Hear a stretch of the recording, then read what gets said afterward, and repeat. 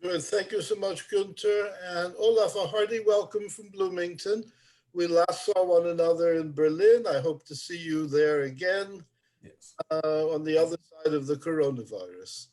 Günther is certainly right when he called attention to this new unease. Today, we're going to focus on how it manifests itself in Germany, in particular through one political party and the context in which that has developed. But in fact, it's traceable on a global scale today. This entire series is predicated on the recognition that we're living at a time when anti-Semitism has revived pretty energetically and on a global basis. Um, it needs and hopefully is getting serious thought. Those of us who are connected to Indiana University's Institute for the Study of Anti-Semitism provide that day in and day out through courses we teach, publications, seminars, lectures, conferences, and more. But given the coronavirus, the public aspect of these kinds of work just isn't possible. Hence this series. Today's program with a look at Germany is the 8th in the series. We have 4 more coming, and the global aspect of anti-Semitism is right at the heart of it. We began the series with a talk by Dave Rich on how such hostility shows up in Great Britain. Katharina von Schnorbein then took us through various countries in the EU. We looked at Poland. We will be looking at Lithuania. And today, thanks to Olaf, we'll be concentrating particularly on Germany. In September, just a couple of months ago, Chancellor Angela Merkel spoke of what she called her shame over rising anti-Semitism in Germany. And she acknowledged, these are her words, that racism and anti-Semitism never disappeared from the country, but for some time now they have become more visible and uninhibited. She urged her countrymen to never remain silent in the face of such hatreds. To her credit, she has not been silent. And various German scholars, our speaker among them, likewise, Matthias Kunzel, who will be speaking in a couple of weeks, also. Um, a few very brief words about Olaf Glöckner. He's a researcher at the Moses Mendelssohn Center for European Jewish Studies in Potsdam. He'll be speaking to us in just a moment from Potsdam. He's also a lecturer at the Historical Institute and in the Department of Jewish Studies at that university, where he also heads up the Department of the Sociology of Judaism. He's a wide-ranging and very productive researcher. Right now, he's focusing on such subjects as transnational Jewish migration, German-Israeli relations, modern anti-Semitism, and what one might do to help prevent it, and European Jewish developments over the last 30 years or so. He's got a long publication list. I won't take up time going through it, but to his credit, he does not sit still. He continues to ponder the most serious issues before us. And it's really a pleasure and an honor, Olaf, to hand over to you for what I'm sure will be a well-informed and stimulating talk. Yeah, thank you. Thank you so much, Alvin and Günther, for this kind invitation to your webinar. Can you hear me quite good? The sound is fine. Thank you so much. And thanks that I get the chance here to talk to you and all the colleagues about this actual topic and really complex problem, debates around the anti-Semitism, around the AfD, Alternative for Germany. It's a problem for German society and for the Jewish community, for both. I'm just going to give you my presentation. Can you see the presentation? Yes, that works well. Okay, thanks very much. Dear colleagues and guests, as we know, anti-Semitism in the political sphere, in the established political sphere, is nothing new in Europe, not new in Eastern European countries, where the presumption of Jewish ancestry was often used as a kind of weapon against political rivals in election campaigns. Not new in the United Kingdom, where Jeremy Corbyn had just to leave the Labour Party for polarizing on Jewish topics, and also not new in Germany, where several politicians tried in recent times to distinguish themselves at the cost of defaming Israel. Such attempts could be found in almost all political spectrums, might it be in open, subtle, or encoded form, and Germany made here its own experiences over time. I still remember the former head of the Green Party, Christian Ströbele, claiming during the first Gulf War in 1991 that Saddam Hussein's Scud rockets would not be surprising at all when considering Israel's harsh politics towards the Palestinians. 10 years later, the former Liberal Minister of Economy, Jürgen W. Möllermann, tried to use critique on Israel's Prime Minister Ariel Sharon during the Second Intifada for his own election campaign in Germany in 2002. I remember the roundly popular conservative ex-minister Norbert Blüm, also during the Second Intifada, accusing Israel of running a war of annihilation against the Palestinians, and not to forget our former Minister of Foreign Affairs, Sigmar Gabriel, who spoke of an Israeli apartheid regime in the West Bank in 2012, though later on regretting the use of this term. We see there are a lot of anti-Semitic speech balloons in the air across the political camps, but in case of a public outcry, usually the party leaderships are keen to cut the losses, and this is even expected by public and society. In present Germany's society, there seems to be still a common sense for non-tolerance to racism, Islamophobia, homophobia, anti-Semitism, practically all kinds of enmity against minorities. On the right margin, of course, there are forces who love to break the taboos, but usually they are mispriced as extremists, isolated in established politics, and rather a case for security and justice. What I want to introduce to you today is a quickly rising new right-wing populist party in Germany, struggling with its own anti-Semitism, but at the same time trying to embrace Jews, Jewish communities, and Israel. In fact, the alternative for Germany, in short AfD, is a new phenomenon in German political life, removing former taboo discussions in sensitive fields like migration, security, and Islamism.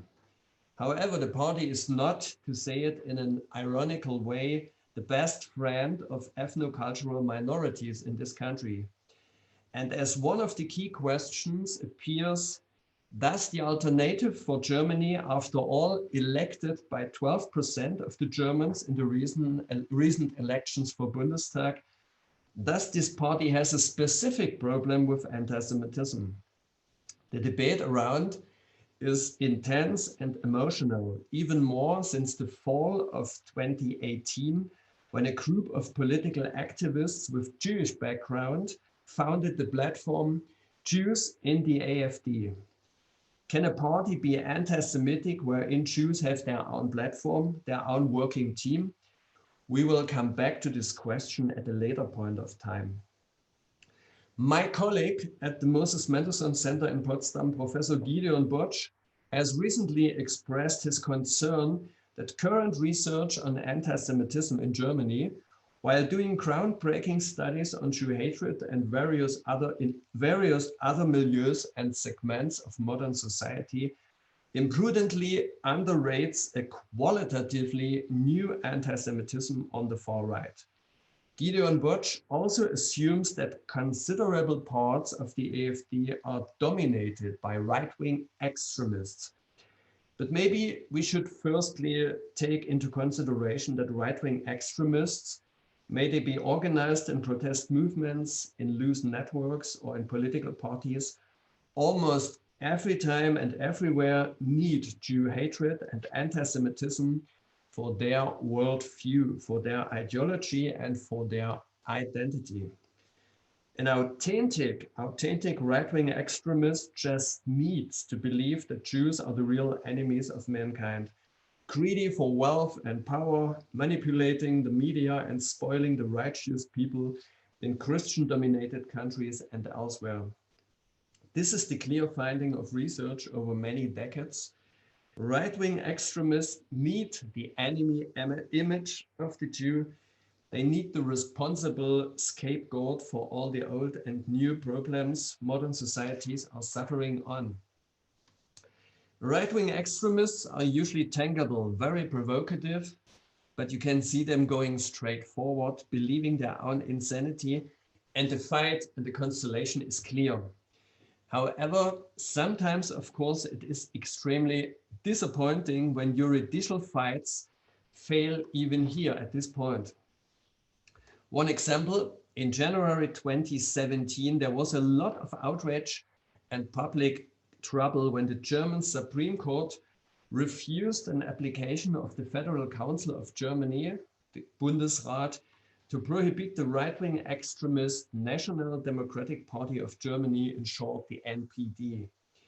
There were numerous references and complaints that this party glamorizes fascism and Nazism, promotes sedition, and seeds a lot of hate and prejudice against minorities, including the Jewish one.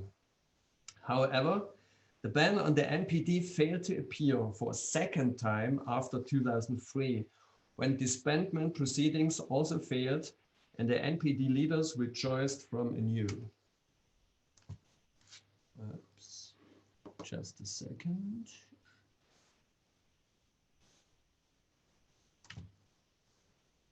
Already in 2004, Udo Vogt, the then head of the NPD, said in a newspaper interview that the steels and stone blocks of the Central Memorial for the Murdered Jews of Europe would certainly provide a convenient basement for a new office for the Reichskanzlei.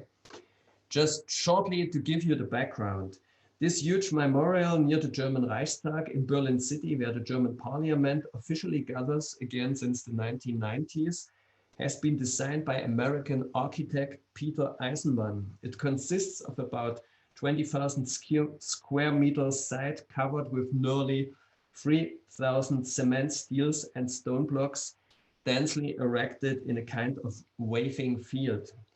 People who walk through the field might be confronted with feelings of forlornness, pain, mourning, and reflectiveness. However, it often happens that tourists and passengers just arrive here by chance, surprised by the unusual field of steels. Teenagers enjoy here to jump from stone to stone. Lots of selfie photos are done, and some people use the place just for a short picnic. Indeed, the foregone debates on the appropriate form for a central memorial for the murdered Jews in Europe were quite controversial, and even prominent Jews had suggested some alternative forms of commemoration. However, Eisenman's draft was favored by the selection committee. It was built in this unique, very special shape, and now the far right reacted with a mix of cynicism, rejection, and provocation, evidently trying to humiliate the victims of the Shoah, their offsprings, and also the initiatives of commemoration as much as possible. Juridical means on hand appeared again as ineffective to convict Udo Voigt for this clear provocation. However, a lot of people in Germany, Jews and non-Jews, felt very disgusted by his style. Also later, the NPD has never discarded its brown image extremist style. However, finally, at the cost of constantly losing electorate and sympathizers, even in its former homelands. So the party can still spread hate, prejudice, and fascist propaganda.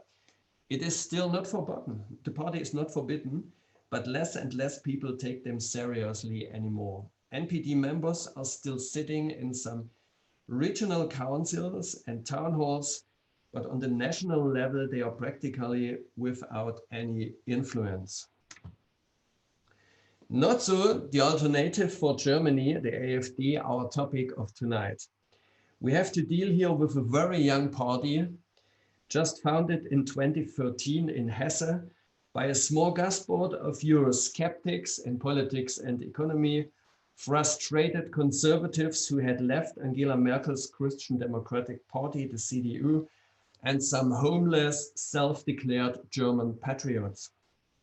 In its initial stage, well-known economists, entrepreneurs, and publicists were predominant, in particular criticizing Angela Merkel's European politics of the time, for example, trying to save the euro and to continue subsidizing some highly indebted EU member states, as for example, Greece.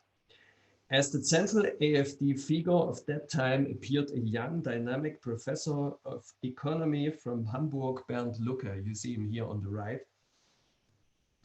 Although the party was running a rather small agenda of own ideas and concepts in the beginning, its popularity was quickly increasing in parts of the population. Yet in 2013, the founding year of the party, it failed the 5% threshold of the German parliamentary elections only very tight and came to 4.7% of the electorate. In the following years, lots of new location groups and district chapters were formed, while the discussion on originary concepts and aims continued within this very young party. Aside Euroscepticism and a harsh criticism of the governmental fiscal policy, now parts of the party more and more tended to emphasize German patriotism, nationalism, and even folkish identity. First serious quarrels emerged on how much folkish and how much German-oriented the party should be in the future. Radical forces, led for example by politicians like André Poggenburg and Björn Höcke, initiated the so-called Erfurt Resolution, demanding a more German nationalistic profile and at the same time creating an internal platform and movement called the Wing. Alarmed by this new trend, parts of the party leadership harshly attacked the new right-wingers, but without any results. On the contrary, yet in 2015, after an internal power struggle with the ambitious and agile East German co-founder of the party, the chemist and entrepreneur Frauke Petry, party leader Bernd Lucke threw in the towel and left the AfD. Frauke Petry did not embody as an admirer of the radical right-wingers, but strongly kicked up a row against the German governmental policy from late summer 2015, allowing a greater number of refugees from the Balkans, from North Africa and the Middle East to enter Germany. Indeed, in summer 2015, Europe was very discordant on how to deal with the expected huge wave of new immigrants and refugees from the war areas, especially from Syria, but also from countries like Eritrea, Iraq, Afghanistan, and even Chechnya. While several countries near the Balkan route decided to seal off, Merkel was ready for a quite risky solution, even not clear who would follow her, which countries would follow Germany. But within 1 year, more than 1 million refugees entered Germany, the huge majority of them stemming from a completely different cultural background. The reactions of the German cities, small towns and villages appeared as quite different, but some of them quickly came to the limits of their capacity. Anger, disquiet, and distrust increased, also against the government in Berlin and against Merkel in particular. This was exactly the moment for the AfD to fill the vacuum. Not all, but some leading AfD politicians decided to spearhead the growing protests across the country. On the one hand, raising the issue of inner security, on the other hand, to intensify critical views on Islam as a weird culture not much in common with, not having not much in common with the local one. The Islam is not a part of Germany. This became one of the most popular sayings. And meanwhile, Frauke Petry quickly demanded a much better control of the German borders in a time when, as we know today, border security became indeed very chaotic. There have been days when the German border officials and border police were not at all able to control and register everybody who came in. However, Petry did not try only to score with the demands of better border control and border closure, but went much further when telling a leading German newspaper, the Mannheimer Morgen, in January 2016, we need extensive controls in order to prevent the entry of so many unregistered refugees coming here via Austria. In case of emergency, police forces should also use their guns at the border. This is according to the law, said Petry.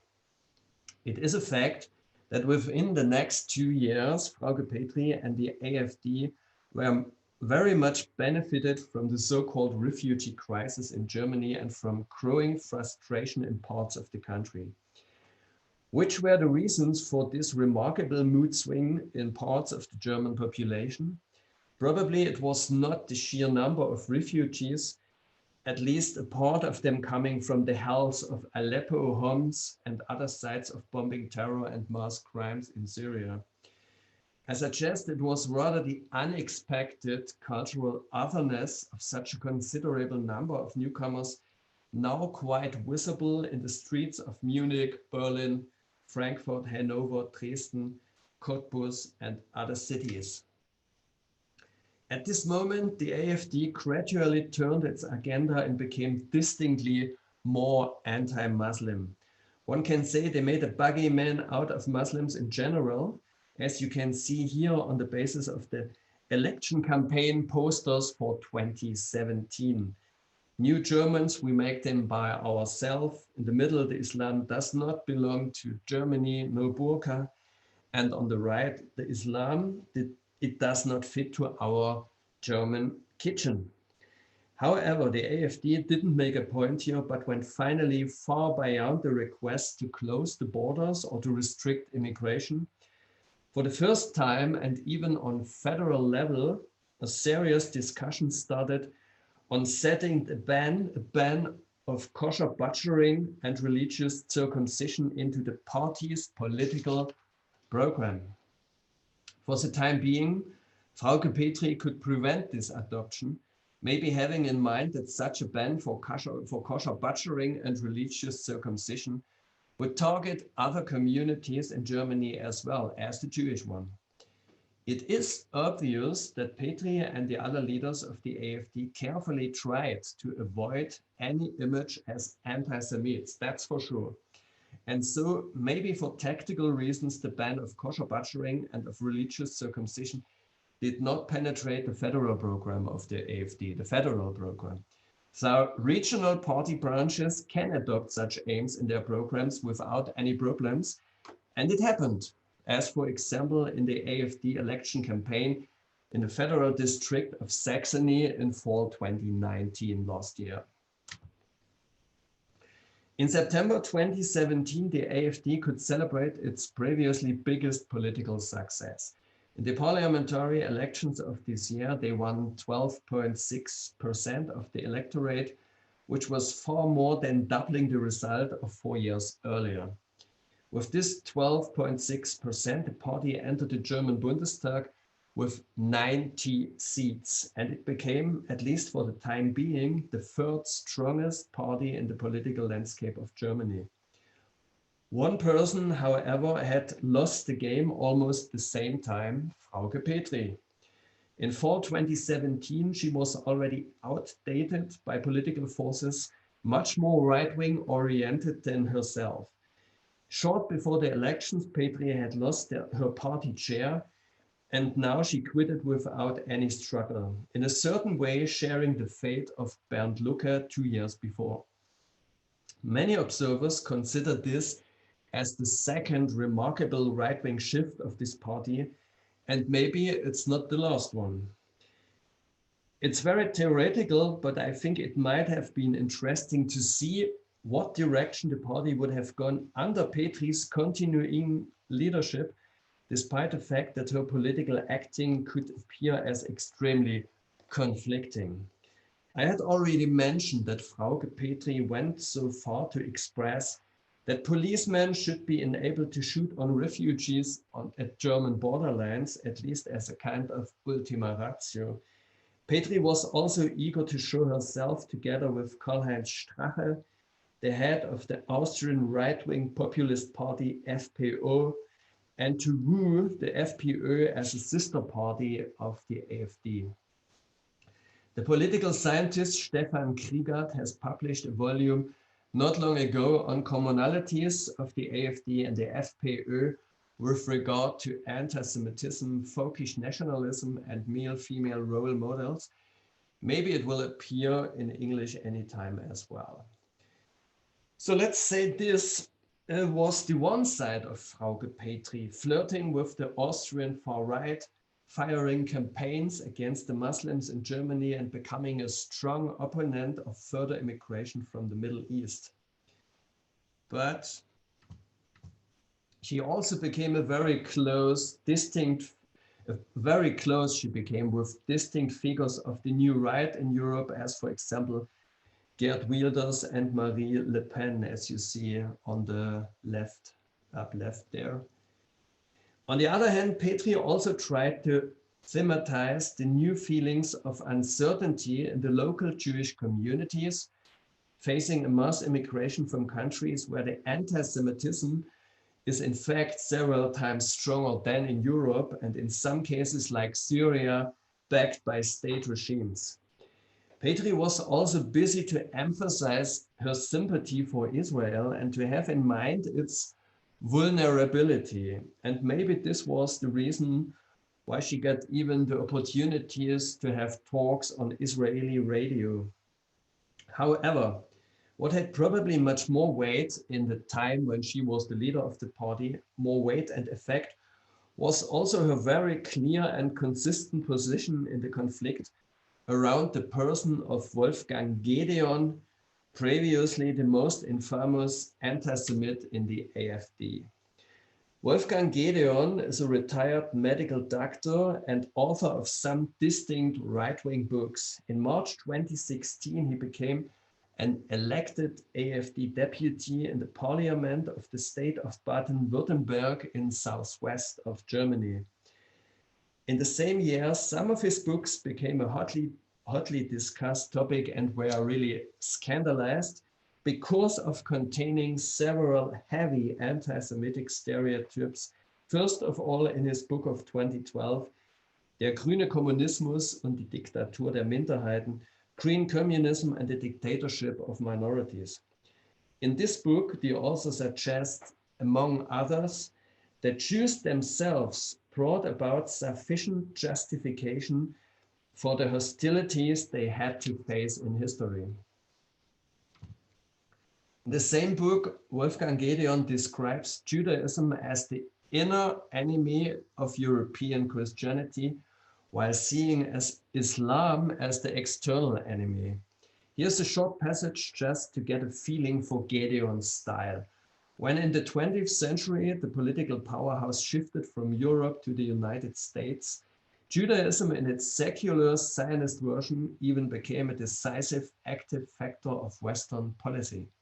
The former inner mental enemy of the Occident has become a dominating power factor, and the former external enemy of the Occident, Islam, has just overrun the dividing borders by mass immigration, has deeply penetrated Western societies, and is just transforming them in various ways. I think these sentences speak for themselves and they don't require any comment. It seems less surprising then when Wolfgang Gedeon also appeared as somebody who sympathizes with well-known Holocaust deniers, calling them dissidents and opponents in authoritarian regimes. From the very beginning, the AfD leadership had to expect problems with Gedeon and the public in case this man would be elected into the parliament of Baden-Württemberg. So it came, and this might have dampened the general AfD euphoria that they won full 15% of the electorate in Baden-Württemberg in 2016, in a federal state that is well established, middle class, far from having huge problems. When the internal conflict on the person of Wolfgang Gedeon seemed to escalate, it was Frauke Petry who went straight to Baden-Württemberg, talking with Gedeon for hours and finally convincing him to leave the AfD fraction. In spring 2020, this year, Wolfgang Gedeon has been finally thrown out of the party, but this doesn't necessarily mean that he has lost all his friends and connections in the party. But while Gedeon has more or less disappeared now from the scene, other figures with dubious anti-Jewish attitudes and theories have become well anchored in the party and have nothing to fear. For example, the Hessian deputy of German Bundestag, Martin Hohmann. This former Christian Democratic politician was sitting in the Bundestag for the CDU already from 1998 until 2005. After a huge scandal in 2003, he left the party, and then in fall 2017, Hohmann returned to the Bundestag, now just on the ticket of the AfD. Here is the scandal which led to Hohmann's split from his former party, the CDU, in short. Hohmann gave a lecture at his CDU location group on October the 3rd in 2003. October the 3rd is Unity Day in German, where the German reunification is celebrated since 1990. In his lecture, Hohmann firstly challenged the word Tätervolk, that is nation of perpetrators, as an appropriate term for the German thought on the mass crimes conducted in World War II, including the Holocaust. Such a discussion for itself is not unusual, even among philologists.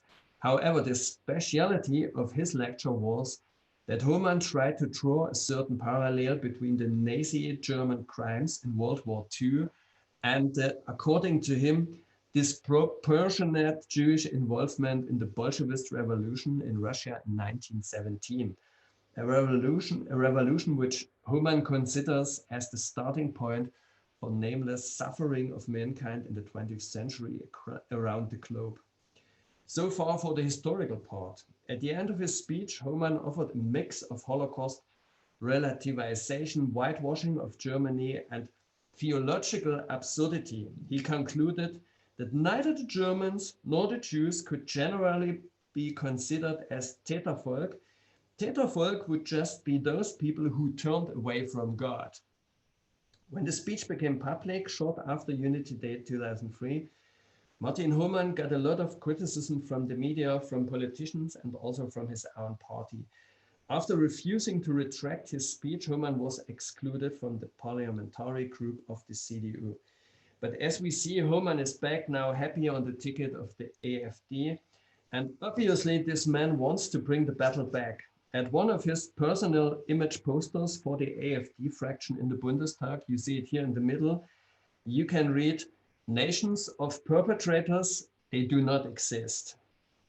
However, once more, I want to point out that the AfD leadership rather cares for the image to have no anti-Semites inside, and on the contrary, just to be the only political force in Germany that would take the sorrows and uncertainties among Jewish communities seriously. This might have been it might have been this kind of self-staging that opened the way for the founding of a platform, Juden in der AfD, Jews in the AfD, in October 2018. Just to mention, such self-organized platforms of specific either ethnic groups or religious groups inside the German Bundestag parties are nothing unusual. So we find also a platform of Christians in the AfD there. The appearance of Jews in the AfD, however, was a big surprise and made a lot of noise among the media as well as among the Jewish communities and organizations. What could motivate and mobilize Jews by different age and backgrounds to form such a platform? Again, we come to the point that a part of the Jewish population is having huge fears to be increasingly threatened by radical Islamists, probably intensified fear when looking to the developments in France during recent years. The AfD self-staging as the one and only political force to care for this was obviously effective. A second common denominator of those Jews who joined the platform and conventional AfD members might be a very distinct conservative worldview and behavior, very much aiming back to alleged priority values like religion, family, law, and order. Although not one single representative of this platform, Jews in the AfD, has any prominent functions and standing inside Jewish communities or organizations, in Germany, the party's strategists of the AfD might consider this as an important success on the way to lose the image of being just the party of nationalists, right-wingers, racists, or even anti-Semites. There's not much noise now around the Jews in the AfD 2 years after the foundation. The platform seems not inactive, but rather like an isolated group lacking support and credit by German Jews and not really able to prove their own utility.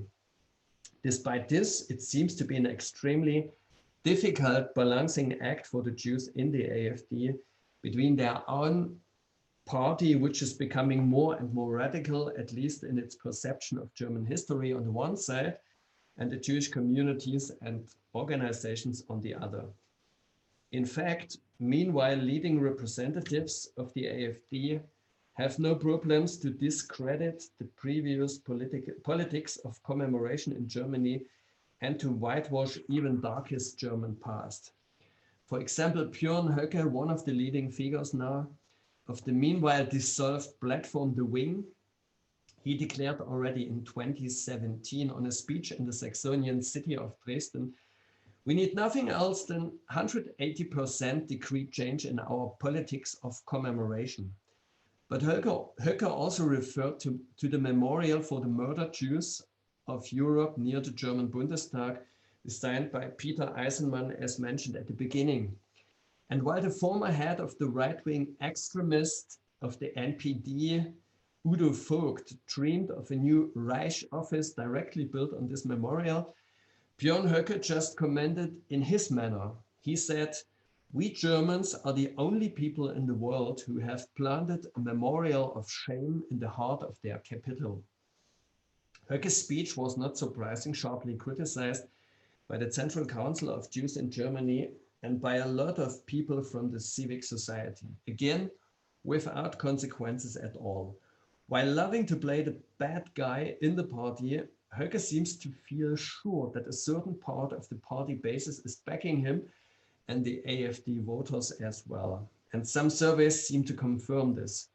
Thus, in a survey of this year, organized by the weekly Die Zeit, 44% of potential AfD voters agreed that given the long history of Germany, the 12 years of Nazi dictatorship, the dictatorship would gain too much attention.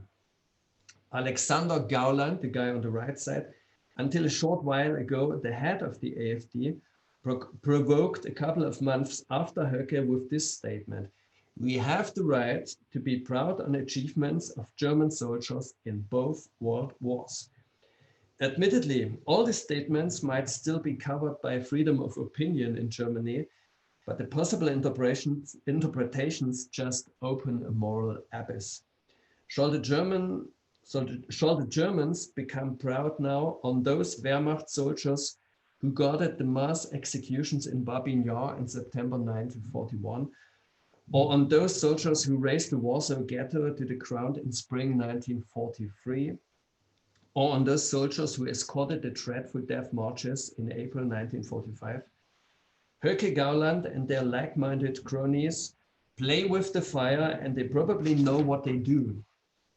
And this indeed is a new quality of right-wing statements in the public scene. Not that more or less primitive slogans of the NPD, but in its double standards, maybe even more dangerous. All the more, we might be surprised that the alternative for Germany has already now, within a course of 3 years in the German Bundestag, excelled a distinct defender and potential ally of Israel. In several precarious situations and constellations, the AfD took more or less completely Israel's side. Here's just one striking example. In March 2019, the small fraction of the liberal Democrats in the German Bundestag, the FDP, raised the issue of hypocritical German attitude towards Israel in the United Nations Assembly. 1 year before, in 2018, the United Nations put 21 resolutions against Israel on the way, and Germany, so many times publicly ensuring its friendship with the Jewish state, joined 16 of these 21 anti-Israeli resolutions. Now the small fraction of the Liberal Party, FDP, called up the German Bundestag for distancing from such one-sided, obviously politically driven anti-Israeli resolutions, and to encourage the German government to act in a similar way. However, the following voting became a real disaster. 408 deputies out of 600, almost the complete mainstream parties, including Social and Christian Democrats, voted against the initiative. Only the applying fraction from the liberal FDP and the deputies of the AfD voted for the resolution. One might argue that the AfD's propagated alliance with Israel is just a tactical move for winning another ally in the fight against the Islamic world. However, I think the acid test is yet owing. Anton Friesen, for example, one of the younger deputies of the AfD, has also sharply criticized the German government of cheating Israel with joining so many anti-Israel UN resolutions, and he had to stand a lot of counterstrikes for this. However, Friesen moved one more step forward, then calling up the Israeli government for starting cooperation with the AfD. But until now, however, all Israeli governments have strongly avoided any contacts with politicians of the AfD, maybe in this case fearing some incalculable resentments with the German governmental coalition of Angela Merkel. Also from the CDU leadership in general, the message is clear: no cooperation with the alternative for Germany at all. The Central Council of Jews in Germany, as the dominating roof organization of Germany's Jews, seems glad about this position of the government and of the CDU. And the head of the Central Council, Josef Schuster, is even reported to have said in December 2019, in case of a governmental coalition, including the AfD, he would be ready to leave the country. Most of the Jewish leading representatives seem to share Schuster's position, including the head of the Jewish community in Munich and Holocaust survivor Charlotte Knobloch, who said in an interview, for the first time, a political party has entered the Bundestag whose program can be summed up as Jews get out. However, for this radical assessment, Knobloch has been sharply criticized by the prominent German Jewish historian Michael Wolfson, who concluded from his perspective, yes, there are anti-Semites in the AfD, but not all of them. Wolfson considered the judgment the AfD would be an anti-Semitic party in itself as highly problematic. What seems, however, and this is my last point, what seems, however, beyond dispute is that the electorate of the AfD reveals much more anti-Jewish prejudices and stereotypes than those of the other parties in the German Bundestag. Several surveys figured out that the AfD voters show significantly more hostile attitudes toward Muslims, but also toward Jews. A study of the University of Leipzig by this year brought out that about 80% of the AfD voters would feel estranged in view of the alleged big number of Muslims in the country now. And more than 50% of the AfD voters are just thinking that resentments against Jews are at least partially understandable. No other group of party electorates is reaching such huge scores in a more or less similar way.